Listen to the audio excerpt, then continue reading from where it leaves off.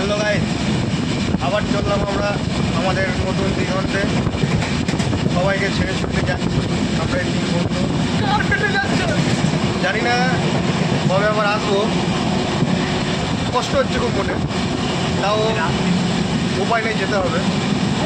খাওয়া হয়ে যাচ্ছে। আচ্ছা এইরকমই তোমরা আমাদের সাপোর্টে থেকো, তাহলে আমাদের ভালো লাগবে। আর কোথাও গেলে কষ্ট হবে না, কারণ সেখানেও জানবো যে আমাদের কিছু না কিছু বন্ধু আছে। তাই আজকে আমরা চলে যাচ্ছি আমাদের তার কেরালা।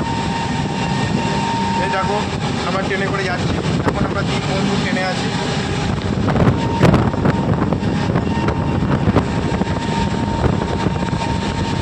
আমি আছি, আমার সোহেল আছে, রাকেশ আছে।